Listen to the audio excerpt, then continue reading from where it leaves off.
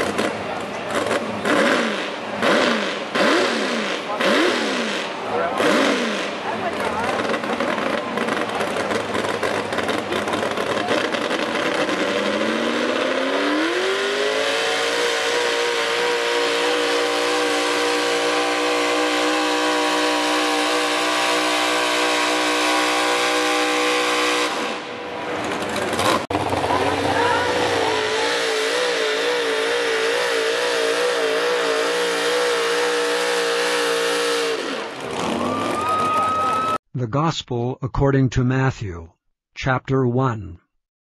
The book of the generation of Jesus Christ, the son of David, the son of Abraham. The Gospel according to Mark, chapter 1.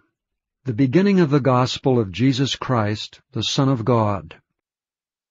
The Gospel according to Luke, chapter 1. Forasmuch as many have taken in hand to set forth in order a declaration of those things which are most surely believed among us, even as they delivered them unto us, which from the beginning were eyewitnesses and ministers of the word,